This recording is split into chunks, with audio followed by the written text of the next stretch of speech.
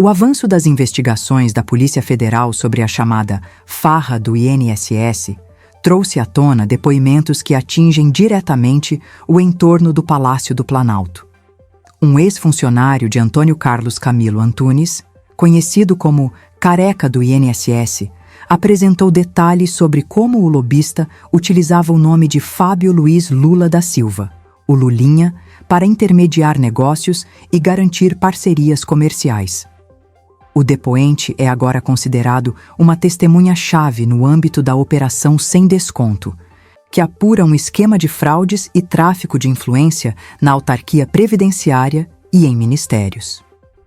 Segundo as declarações colhidas pelas autoridades, o empresário mencionava abertamente a relação com o filho do presidente Lula durante reuniões de diretoria e encontros com fornecedores.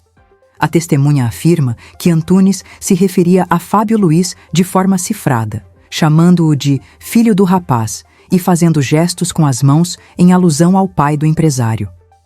Mais do que apenas citar o nome.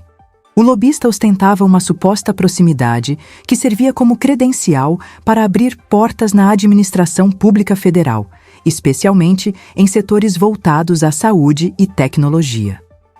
Os novos desdobramentos indicam que essa relação envolvia vultosas quantias financeiras.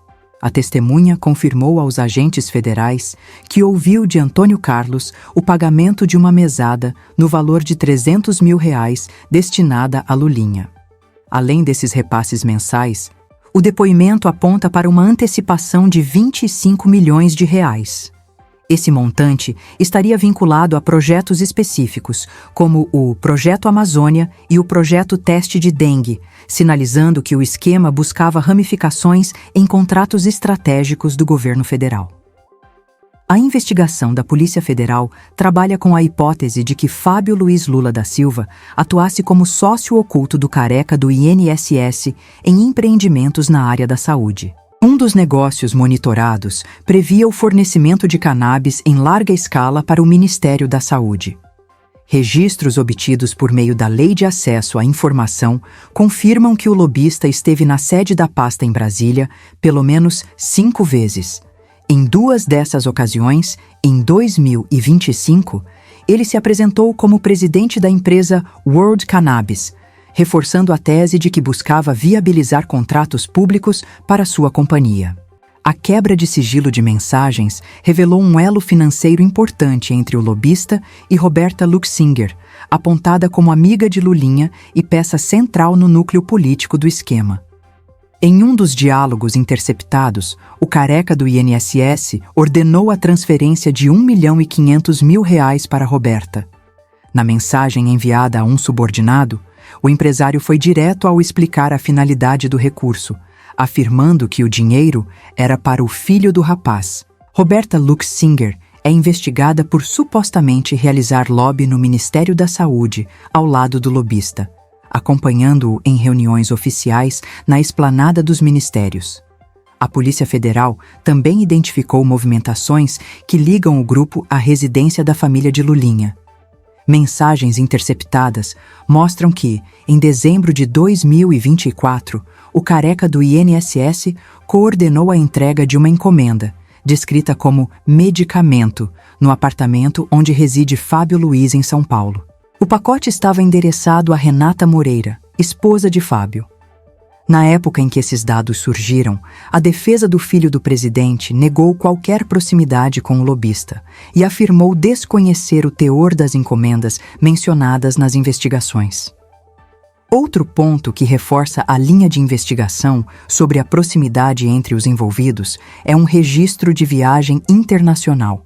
Dados da Polícia Federal indicam que Fábio Luiz e Antônio Carlos Camilo Antunes viajaram juntos em primeira classe no dia 8 de novembro de 2024.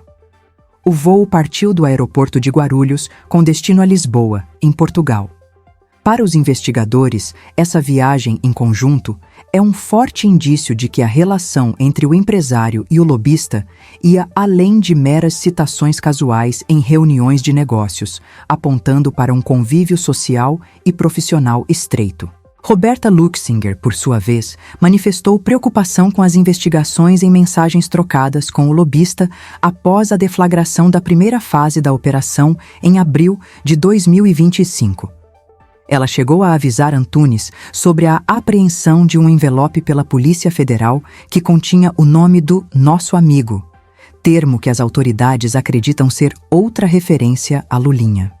Mesmo com a operação em curso e sob os holofotes da mídia, a relação entre Roberta e o careca do INSS teria se mantido ativa, o que motivou os pedidos de medidas cautelares contra a empresária.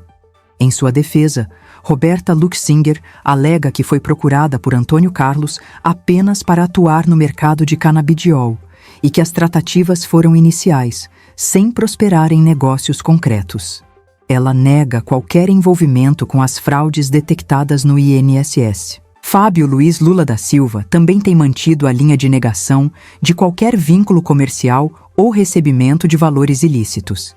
A defesa do presidente Lula não comentou as citações ao seu filho feitas pelas testemunhas e pelos relatórios da Polícia Federal até o fechamento deste roteiro. Os próximos passos da Operação Sem Desconto envolvem a análise pericial dos celulares e computadores apreendidos na última fase.